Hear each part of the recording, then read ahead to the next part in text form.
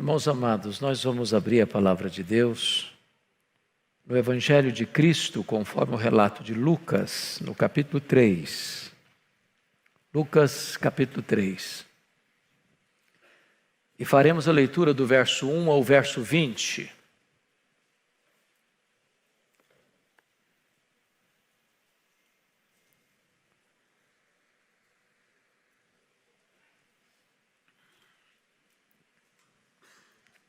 Está escrito o seguinte: no 15º ano do reinado de Tibério César, sendo Pôncio Pilatos governador da Judeia, Herodes, tetrarca da Galileia, seu irmão Filipe, tetrarca da região de Itureia e Traconites, e Lisânias, tetrarca de Abilene, sendo os sumos sacerdotes Anás e Caifás, veio a palavra de Deus a João, filho de Zacarias, no deserto. Ele percorreu toda a circunvizinhança do Jordão, pregando batismo de arrependimento para a remissão de pecados, conforme está escrito no livro das palavras do profeta Isaías. Voz do que clama no deserto: preparai o caminho do Senhor, endireitai as suas veredas. Todo o vale será aterrado e nivelado todos os montes e outeiros. Os caminhos tortuosos serão retificados e os escabrosos aplanados, e toda a carne verá a salvação de Deus. Dizia ele, pois, às multidões que saíam para serem batizadas: raça de víboras, quem vos induziu a fugir da ira vindoura? Produzi, pois, frutos dignos de arrependimento, e não comeceis a dizer entre vós mesmos: temos por pai Abraão. Porque eu vos afirmo que destas pedras Deus pode suscitar filhos a Abraão. E também já está posto o machado à raiz das árvores. Toda árvore, pois, que não produz bom fruto é cortada e lançada ao fogo. Então as multidões o interrogavam, dizendo: que havemos, pois, de fazer? Respondeu-lhes: quem tiver 2 túnicas, reparta com quem não tem, e quem tiver comida, faça o mesmo. Foram também publicanos para serem batizados e perguntaram-lhe: mestre, que havemos de fazer? Respondeu-lhes: não cobreis mais do que o estipulado. Também soldados lhe perguntaram: e nós, que faremos? E ele lhes disse: a ninguém maltrateis, não deis denúncia falsa, e contentai-vos com o vosso soldo. Estando o povo na expectativa e discorrendo todos no seu íntimo a respeito de João, se não seria ele, porventura, o próprio Cristo, disse João a todos: eu, na verdade, vos batizo com água, mas vem o que é mais poderoso do que eu, do qual não sou digno de desatar-lhe as correias das sandálias. Ele vos batizará com o Espírito Santo e com fogo. A sua pá ele a tem na mão, para limpar completamente a sua eira e recolher o trigo no seu celeiro, porém queimará a palha em fogo inextinguível. Assim, pois, com muitas outras exortações, anunciava o evangelho ao povo. Mas Herodes, o tetrarca, sendo repreendido por ele por causa de Herodias, mulher de seu irmão, e por todas as maldades que o mesmo Herodes havia feito, acrescentou ainda sobre todas a de lançar João no cárcere. Eu quero pensar com vocês hoje sobre o tema: o poder transformador da pregação do Evangelho. Meus irmãos, João Batista pode ser chamado de a dobradiça entre o Velho e o Novo Testamento. Ele encerra o Antigo Testamento e abre as cortinas para o Novo Testamento. Ele vem como o Messias, ou como o precursor do Messias, aquele que vai abrir o caminho e preparar o caminho do Messias. E o texto que nós acabamos de ler vai nos introduzir João Batista, vai iniciar para nós com diáfana clareza o ministério de João Batista. E eu gostaria que você então acompanhasse o raciocínio de Lucas nesse relato.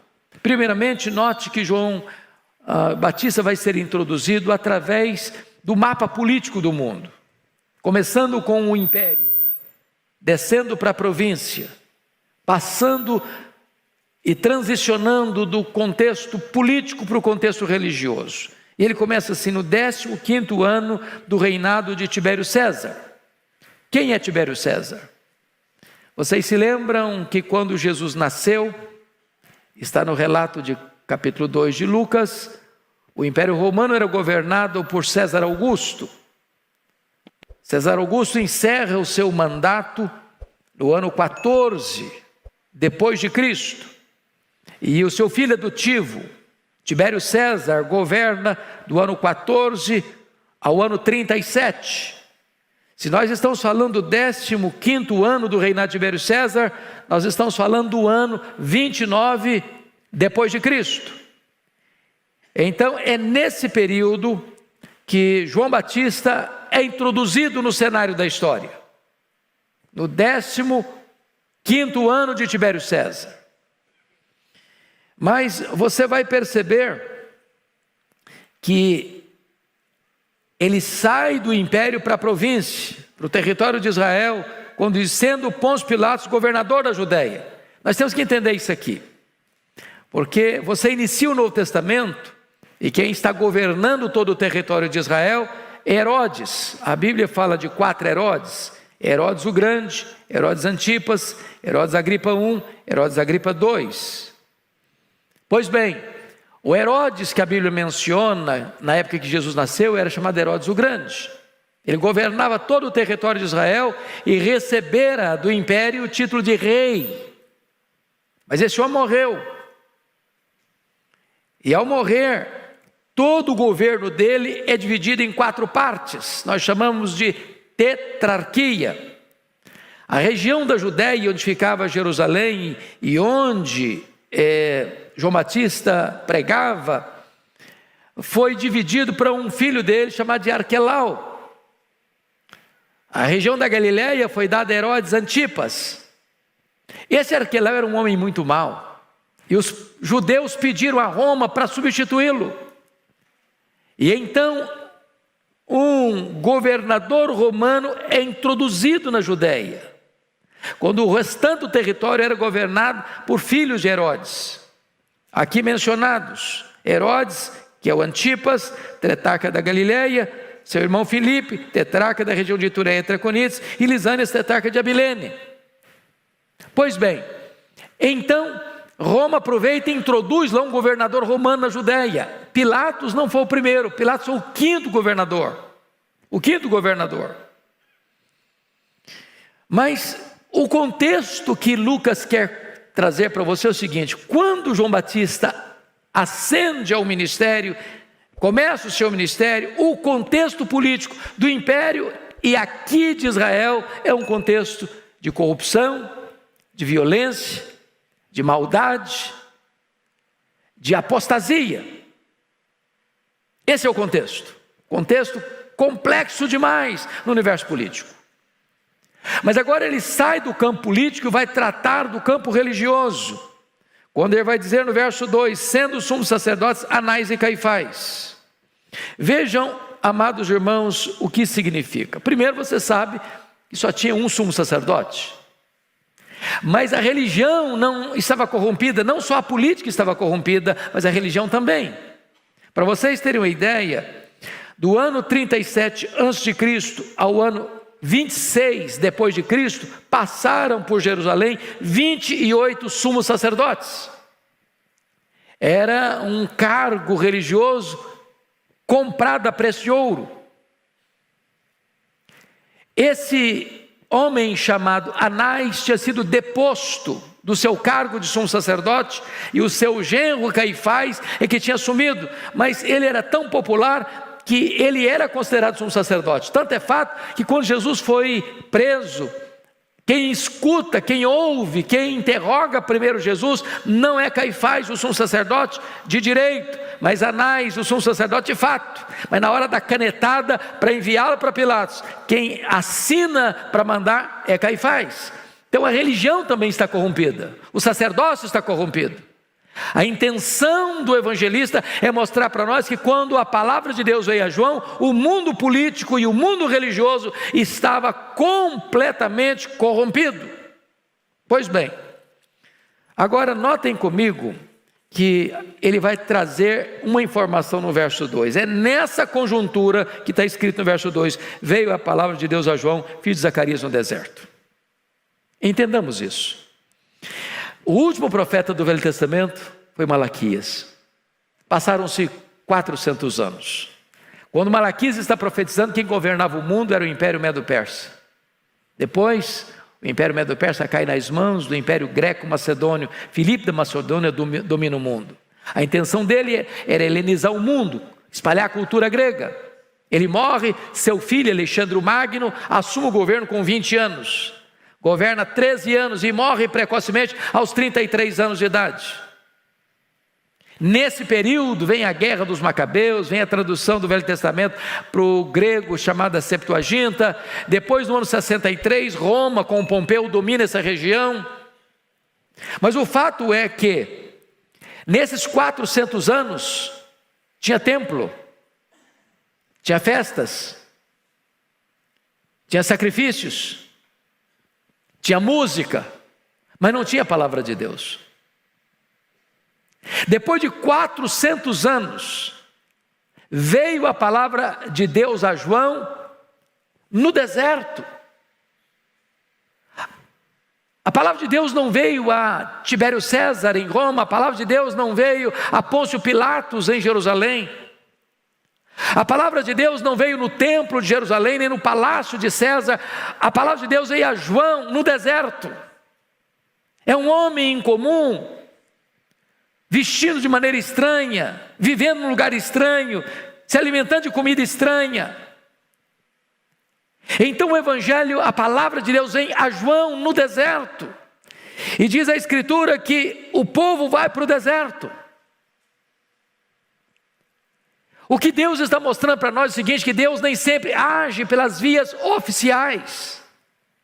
Não é no templo, não é com o sumo sacerdote, não é com os religiosos saduceus e fariseus, não é com a pomposidade do templo, nem mesmo com a estrutura eclesiástica de Jerusalém. A palavra de Deus veio a um homem estranho, num lugar estranho, o deserto, e para o deserto as multidões fluem. Agora notem comigo que o ministério de João Batista vai ser um ministério dinâmico. Veja o verso 3 comigo. Ele percorreu toda a circunvizinhança do Jordão. Irmãos amados, que lição tremenda é essa? Porque os profetas foram homens da rua, das praças. Onde estava o povo, lá estavam os profetas. Quando você olha o Novo Testamento, você vai ver que Jesus foi o homem da rua. Ele andava de cidade em cidade, de vila em vila, de aldeia em aldeia. Se você olha o ministério de João Batista, o ministério de João Batista não foi dentro de 4 paredes, foi no deserto, e ele percorria toda a circunvizinhança do Jordão. Ele pregou em toda aquela região, às margens do Jordão, na Judéia. Quando você vai olhar os apóstolos foram pregadores itinerantes, e eles não estavam presos num templo entre 4 paredes, eles estavam onde o povo estava. Isso é um alerta para a igreja. Hoje, via de regra, toda a nossa ação é para dentro do templo, é para dentro de 4 paredes. Quando a igreja não é centrípeta, a igreja é centrífuga. Ela vai onde as pessoas estão, nas ruas, nas praças, nos desertos da vida. Mas notem mais. Aqui você vai encontrar a eficácia da pregação, porque no verso 3 você vai ver o conteúdo da pregação, pregando o batismo de arrependimento para remissão de pecados. Ele não prega amenidades, o mundo estava de cabeça virada, de pernas para o ar no aspecto político, mas ele não vem sendo um pregador revolucionário da política, ele não vem pregando qualquer ideologia, ele vem pregando batismo de arrependimento para remissão de pecados. Ele vai pregar, à luz do que somos informados lá no finalzinho, o Evangelho. E essa é a missão da igreja, é pregar o Evangelho. Porque não há esperança de salvação a não ser no Evangelho. E o que o Evangelho requer é arrependimento, porque não há salvação, não há perdão de pecados, a não ser que haja arrependimento. Não é caiação, não é verniz, não é reforma exterior, é arrependimento, é mudança de mente, é mudança de rumo na vida. É isso que João está pregando. Notem vocês que ele não batiza de qualquer maneira, ele não batiza de qualquer jeito, ele batiza aqueles que se arrependem. Agora, vejam, o fundamento da pregação dele, no verso 4, ele prega batismo de arrependimento para a remissão de pecados, conforme está escrito no livro das palavras do profeta Isaías. Em outras palavras, ele não prega aquilo que vem da cabeça dele, ele não prega aquilo que diz o fulano, o beltrano, ou o ciclano, o pensador A, o pensador B, o pensador C, ou o teólogo A, ou o teólogo B, ou o teólogo C. Ele prega aquilo que emana da palavra de Deus. Ele vai para as Escrituras. Em outras palavras, o pregador não é a fonte da mensagem. O pregador é servo da mensagem. Ele não cria mensagem, ele transmite a mensagem. Ele não produz a mensagem, ele é servo da mensagem, ele proclama a mensagem, ele recorre às Escrituras e abre as Escrituras e expõe as Escrituras. Conforme está escrito no livro das palavras do profeta Isaías: vós do que clama no deserto, preparai o caminho do Senhor, endireitai as suas veredas. Agora notem comigo a transformação que esta palavra produz. Verso de número 4 e 5. Preparai o caminho do Senhor, endireitai as suas veredas, todo o vale será aterrado, nivelado todos os montes e outeiros, os caminhos tortuosos serão retificados, os escabrosos aplanados, e toda a carne verá a salvação de Deus. Irmãos, ele é o engenheiro de trânsito do reino de Deus. E ele não está falando de estrada, ele não está falando de caminho. Ele está usando uma metáfora, porque naquela época, quando o imperador ia visitar uma província longínqua, ele mandava os seus engenheiros para preparar o caminho, para que o imperador pudesse passar com a sua carruagem, com o seu séquito. E ele está dizendo: o rei está chegando, o Messias está vindo, e eu estou indo à sua frente, e é necessário que vocês preparem o caminho, que vocês acertem a vida. E ele começa a mostrar a produção milagrosa e a transformação milagrosa da pregação do Evangelho. Primeiro, o vale vai ser aterrado, a depressão não vai ter mais, a angústia, a dor, os dramas e os traumas da vida, os pecados, as mazelas da vida, isso vai ter que ser nivelado. Vai ser que ter aterrado esse vale.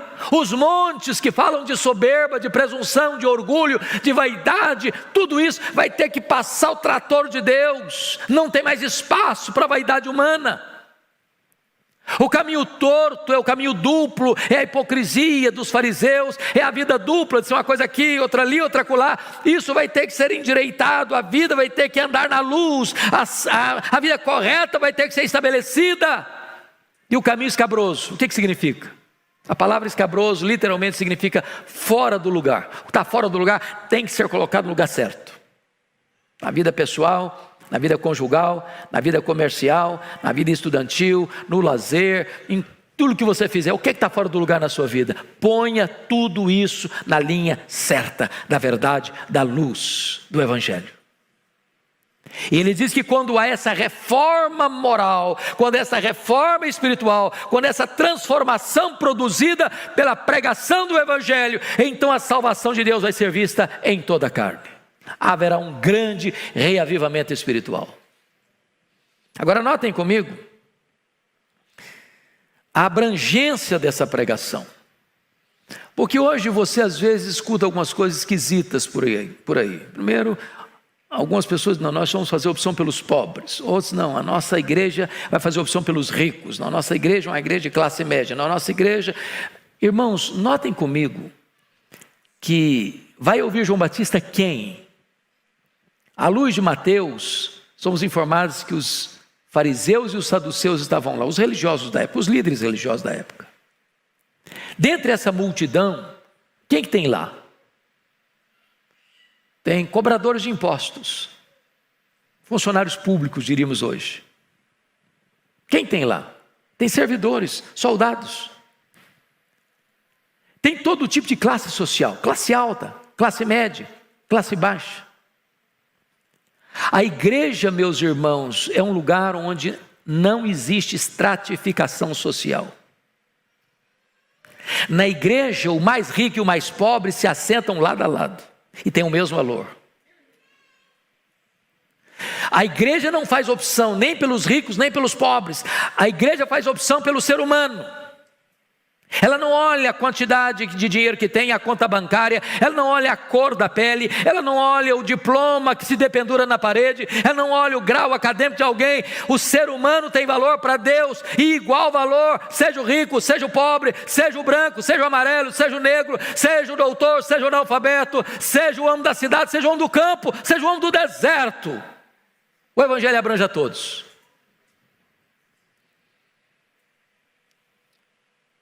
Agora, vejam vocês, que esta mensagem tão abrangente, e aqui no texto lido, no verso 7 você encontra as multidões, no verso 12 você encontra os publicanos, no verso 14 você encontra os soldados. Essa pregação de João faz um alerta, e eu chamo a sua atenção para os versos 7 a 9. Dizia ele, pois, às multidões que saíam para ser batizadas. E Mateus nos informa que no meio dessas multidões, que está aqui no plural, estavam os fariseus e os saduceus. Esses dois grupos, meus amados irmãos, surgiram nesse período chamado interbíblico. Os fariseus, quando surgiram, quando nasceram, eles eram um grupo de resistência à helenização, à cultura helênica, à cultura grega. Eles eram como que os puritanos da época, preservando a sã doutrina. Eram piedosos. Mas com o tempo, meus amados irmãos, o zelo religioso foi sendo substituído pela forma externa. E a piedade foi se perdendo pelos caminhos da religiosidade, da mera aparência, da propaganda enganosa, dos fake news espirituais. E eles pareciam tão bonitos aos olhos dos homens, mas corrompidos no coração. Jesus os chamou de sepulcros caiados, bonitos por fora, cheios de podridão por dentro. Os saduceus, um outro grupo importantíssimo que se corrompeu, se helenizou demais, se rendeu à cultura grega e mais tarde se tornaram liberais teologicamente e se tornaram colaboracionistas de Roma e receberam de Roma o direito de explorar o templo. Vocês sabem disso? Eles que mexiam com o comércio do templo. Por exemplo, as caravanas que vinham para as festas não podiam comprar os animais para o sacrifício com o dinheiro que traziam dos mais diversos lugares do mundo. Tinham que fazer o câmbio, e o câmbio não era feito num banco não, era na praça do templo, e eles cobravam taxas escorchantes nessa troca. Os animais para o sacrifício não podiam ser trazidos de casa não, tinham que comprar na praça do templo com preços abusivos. Foi por isso que Jesus pegou o chicote e saiu chicoteando, e saiu abrindo os currais das ovelhas e soltando os pombos, denunciando que eles tinham transformado a casa de oração em covil de salteiros. Sabe o que é covil? É o lugar que o ladrão rouba e se esconde lá. Quando, diz a Bíblia, no meio dessa multidão, João vê, no meio dessa multidão, esses fariseus, esses saduceus, é que ele diz isso aqui: raça de víboras, quem vos induziu a fugir da ira vindoura? O que Jesus está denunciando aí? A hipocrisia. Em outras palavras, não adianta uma pessoa vir para a igreja e tornar-se membro da igreja e receber o batismo se a vida dela não foi impactada com o evangelho e transformada pelo evangelho. O batismo não salva ninguém. Você pode batizar por imersão, você pode batizar por efusão, você pode batizar por aspersão, você pode gastar toda a água do oceano, e a pessoa, se ela não nasceu de novo, ela não vai ser purificada dos seus pecados. Mas Jesus denuncia mais. Ele diz: quem vos induziu a fugir da ira vindoura? João Batista, depois de 400 anos de silêncio, ele começa a pregar sobre o inferno. Parece radical.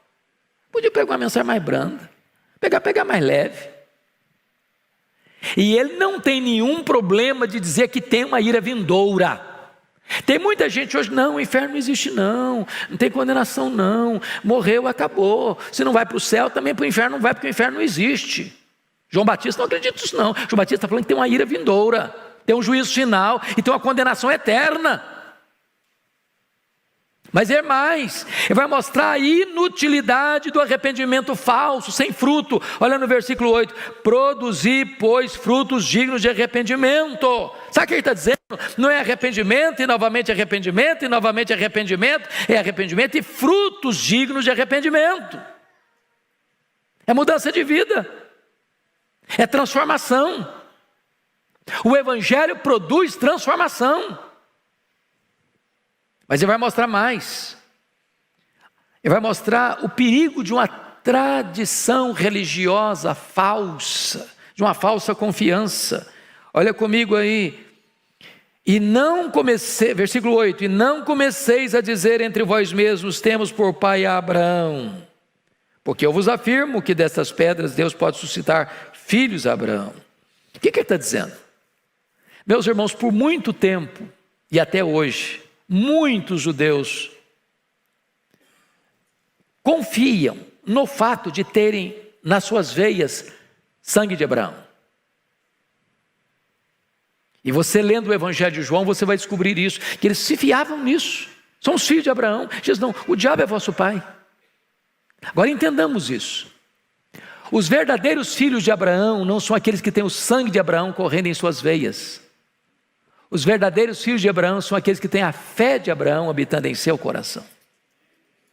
Se você crê no Senhor Jesus, você é um filho de Abraão. Se você crê no Senhor Jesus, você é espiritualmente o Israel de Deus. Você é o verdadeiro israelita. E eles estavam confiados que pelo simples fato de terem nascido nessa etnia, de terem o sangue de Abraão, de ter essa genética, eles estavam garantidos, eles estavam salvos. Não confie nisso. Não confie no fato de você ser protestante, você ser evangélico, de você ser presbiteriano, batista, assembleiano, ou metodista, ou de qualquer outra comunidade religiosa. Isso não pode salvar você. O que pode salvar você é você se arrepender e crer no Senhor Jesus. Só este é o caminho da salvação. Mas agora, amados, você vai encontrar uma pregação tão poderosa que o apelo não parte do pregador para o auditório, mas o apelo parte do auditório para o pregador.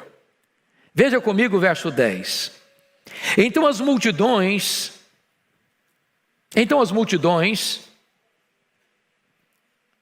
o interrogavam, dizendo: que havemos, pois, de fazer? Porque no verso 9 eu já tinha mostrado, dentro da questão de uma confiança falsa em ser filho de Abraão, que o machado já está posto à raiz das árvores. E note que o machado não está posto no galho, está posto na raiz. E a árvore que não produz bom fruto é cortada e lançada no fogo. Ou seja, uma falsa religião não pode dar garantia para você. Então o apelo brota do auditório e as multidões interrogam, dizendo: que havemos, pois, de fazer? Olha que coisa interessante. Como seria bom se toda pessoa que viesse para o culto, diante da pregação do Evangelho, ela começasse a perguntar: meu Deus, o que tem a ver isso comigo? O que eu tenho que, qual a reação que eu tenho que ter? Qual a resposta que eu tenho que dar? Como é que eu vou portar a minha vida daqui para frente? E as multidões perguntaram: o que nós vamos fazer? O que havemos de fazer? E João Batista responde no verso 11: quem tiver 2 túnicas, reparta com quem não tem. Quem tiver comida, faça o mesmo. Bom, vamos entender isso aqui. Será que João está dizendo que se você for generoso, você tiver no seu guarda-roupa 2 camisas, e você dá uma para quem não tem, e se você tiver na sua despensa 10 quilos de arroz, você dá 5 para quem não tem, você está salvo por isso? Será que João Batista está dizendo que é a prática das boas obras que salva você? E a resposta é um sonoro não. Não é isso que ele está ensinando. Ele não está dizendo que a caridade é o arrependimento. O que ele está dizendo é que a evidência de uma pessoa de fato arrependida é se ela é generosa. Isso não é a causa, isso é a consequência. Você quer saber se um crente é crente de verdade? Se ele é generoso. Um crente suvina, um crente pão duro, um crente avarento, é uma contradição de termos. É impossível o amor de Deus habitar num coração onde ele vê alguém passando necessidade, ele está no fausto, no luxo, na fartura, na abundância, e não ter o coração sensibilizado para estender a mão, para abrir o coração, para abrir o bolso, para abrir a casa, para abençoar. É isso que João Batista está ensinando.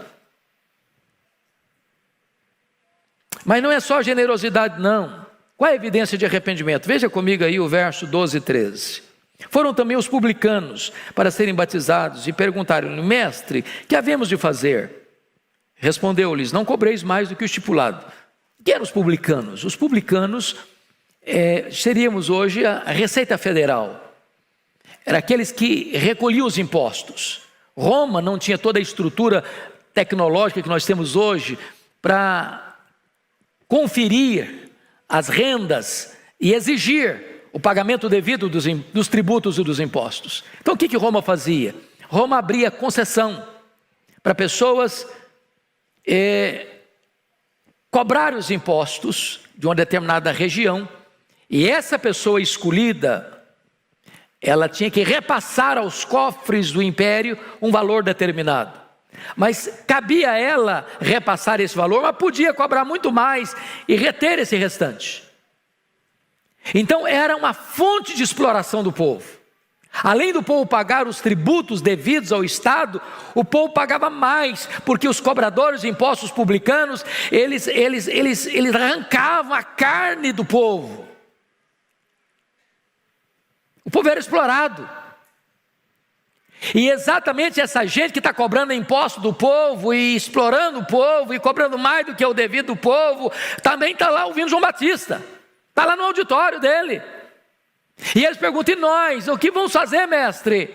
João Batista responde: não cobrem mais do que o estipulado. Não explore o povo. Em outras palavras, você quer saber se uma pessoa é crente mesmo? Se ela é honesta. Honesta nos seus negócios. Não é se ele fala aleluia, não é se ele levanta a mão, não é se ele tem trimelique, não é se ele tem muita emoção no culto, é se ele é honesto nos seus negócios. Se ele é íntegro nas suas transações comerciais, você não passa a perna nas pessoas. Mas agora chega um outro grupo. Versículo 14. Olha comigo, por favor. Também os soldados lhe perguntaram. Eram funcionários públicos, eram servidores públicos, cuidavam da ordem. Estavam lá no deserto, escutando João Batista, de fardo e tudo. Talvez com 38 na cintura, ou com a espada na bainha. E nós, que faremos? João Batista respondeu: a ninguém maltrateis. Não deis denúncia falsa. Contentai-vos com o vosso soldo, com o vosso salário. Sabe o que João Batista está dizendo para eles? Não use a sua farda para você se agigantar diante da pessoa. Não use a sua função para você machucar alguém, extrapolar na sua autoridade. Denúncia falsa, sabe o que está acontecendo aqui? É que os soldados muitas vezes estavam mancomunados com os cobradores de impostos. Aí o fiscal chegava lá e falou: olha, você tem que pagar tanto. Eu falei: mas não posso. Eu tenho que pagar. Se você não pagar, eu denuncio você. O soldado chega. A força da lei da baioneta a pessoa tinha que pagar. E o soldado pegava parte dessa grana. Havia um sistema de corrupção. Bem verdade que essas coisas acabaram hoje, né? Não tem mais, né? Fica tranquilo. E quando ele diz: contentai-vos com o vosso soldo, com o vosso salário, está dizendo o seguinte: não entre em esquemas de corrupção, de propina, para encher o bolso com dinheiro ilícito. Você quer saber se uma pessoa é arrependida? Se ela é honesta, se ela não paga propina, se ela não recebe propina, se ela vive dentro daquilo que é o legal e o moral fazer. João Batista não está dizendo que se você é honesto, se você é íntegro, se você exerce urbanidade e generosidade, que você vai para o céu por causa disso. Não. Isso aqui é resultado, é evidência de que você de fato é convertido, de que você se arrependeu. Ô irmãos, nós estamos precisando de um choque moral na igreja brasileira, então não? Um choque moral. Não pode ter crente caloteiro. Não pode ter crente que dá cheque sem fundo. Não pode ter crente que promete que vai pagar e não paga. Bom, mas vamos ver agora a postura desse pregador. Versículos 15 e 16, olha aí comigo, algo impressionante. Estando o povo na expectativa e discorrendo todos, preste atenção na fala de Lucas, discorrendo todos, não alguns. E o texto fala de as multidões, todos, pequenos, grandes, todo mundo. Está cogitando um fato. O que o povo está cogitando? Se não seria ele, verso 15, porventura o próprio Cristo. Tem 400 anos, meus irmãos, que nunca ninguém viu o que está acontecendo. Uma multidão, multidões indo para o deserto ouvir um pregador. E o cara não tem medo de soldado, ele não tem medo de autoridade, não tem medo de ninguém. Ele está pregando batismo de arrependimento para remissão de pecados. E o pessoal está chegando e ele não amacia não. Raça de víboras, quem vos induziu a fugir da ira vindoura, produzir frutos dignos de arrependimento? O machado já está posto à raiz das árvores, e que não produzir bom fruto é cortado e lançado no fogo. E as multidões estão vindo.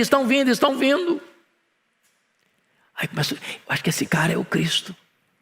Eu acho que ele não é um mero pregador, não, ele é o próprio Cristo.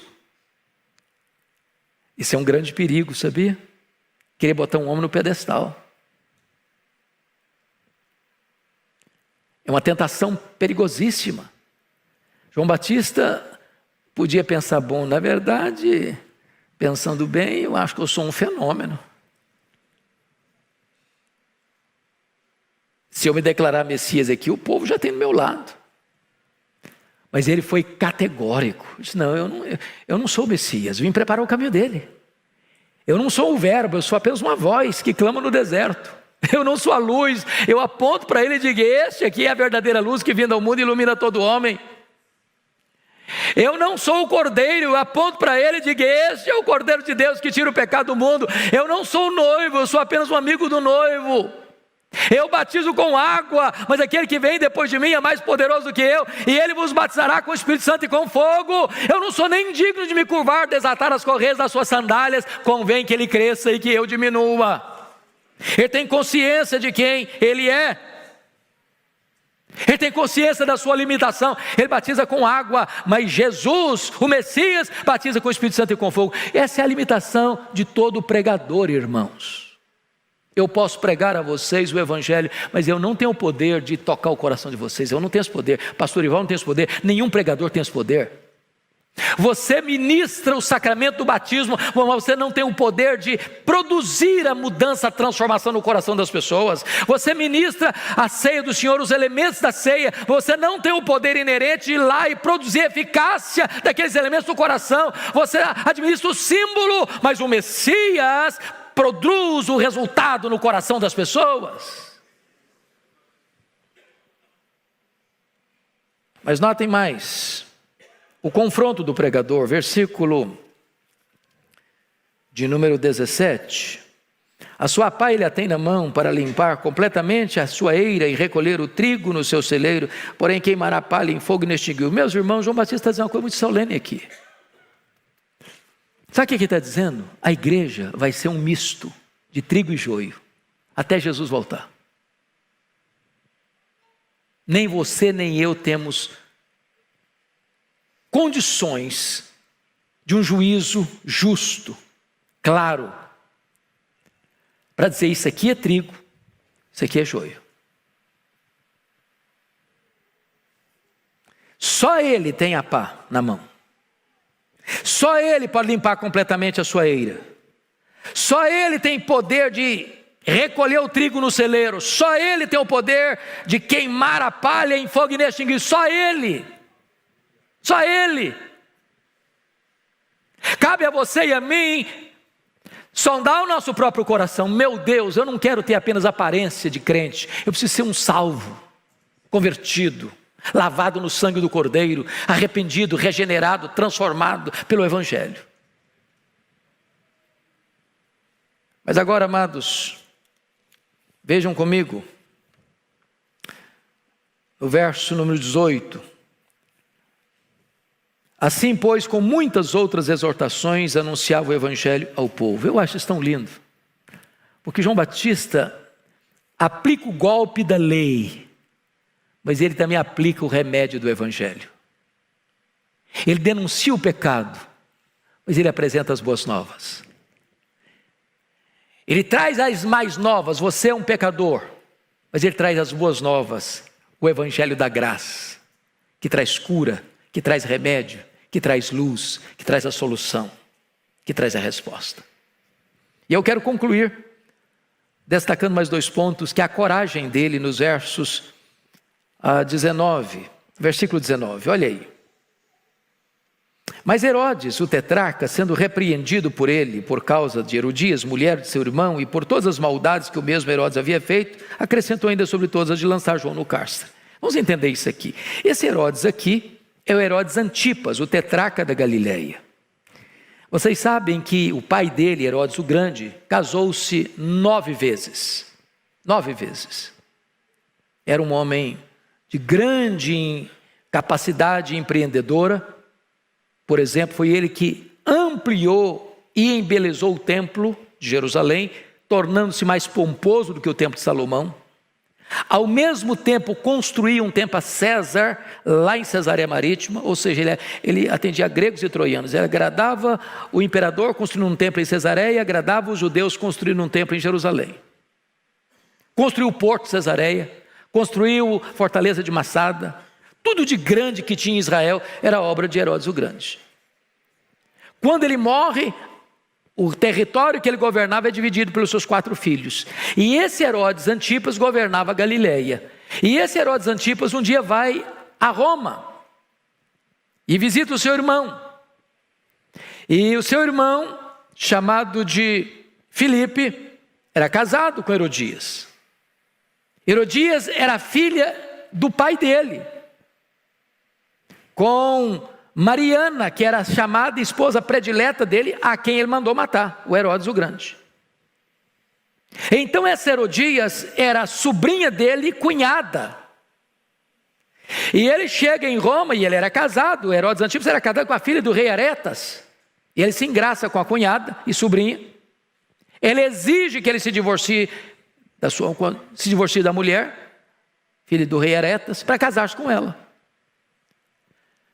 Quando ele vem de Roma com a sua cunhada e sobrinha, divorciando da sua mulher para casar com ela, com Herodias, o João Batista, pregador, diz: não, está errado, você não tem esse direito não. Pense comigo, irmãos, se o pregador hoje fosse se imiscuir na vida dos poderosos, da vida política do Brasil e do mundo. Você acha que ele teria vida tranquila? Ou vocês acham que esses problemas não acontecem mais? Em outras palavras, este homem não é um pregador da conveniência. Ele só tem compromissos com Deus e com a verdade. Talvez hoje a igreja não enfrenta tanta perseguição porque a igreja se acovardou e perdeu a sua coragem de pregar o Evangelho sem contornos, sem profundidade, sem confronto. E então diz a Bíblia que esse Herodes passa a não gostar da atitude do João Batista.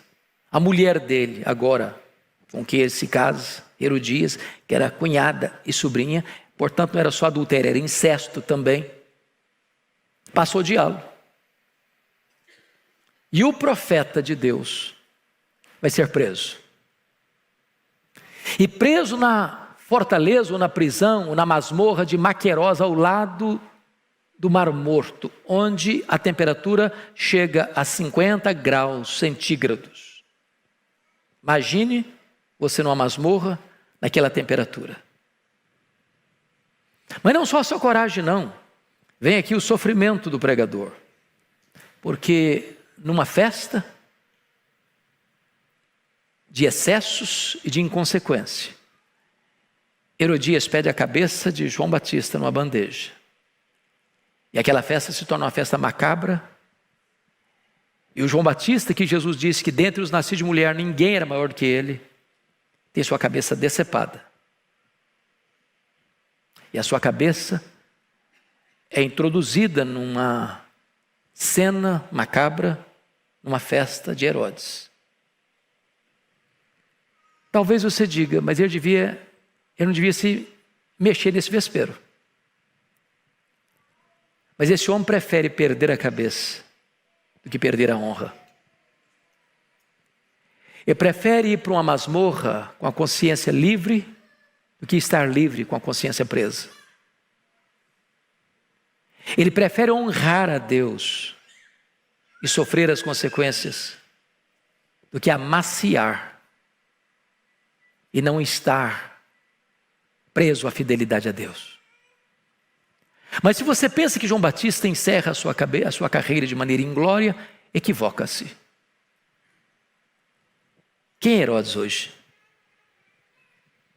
Quem em sã consciência bota o nome de um filho de Herodes? Qual o legado que Herodes deixa para a história? Temos vergonha dessa história. Mas João Batista continua inspirando, motivando, abençoando milhões de pessoas pelos séculos. O exemplo dele traz você e eu hoje ao quebrantamento e às lágrimas. E se você pensa que é o fim, não. É melhor tombar como um mártir aqui, mas ser recebido na glória como um príncipe de Deus. Sabem por quê? Porque o céu recompensa qualquer sofrimento da terra. O céu indenizará qualquer choro, qualquer lágrima, qualquer martírio na terra. Que Deus nos abençoe, queridos, para que a gente volte ao puro e simples evangelho, mas poderoso evangelho da graça do Senhor Jesus Cristo.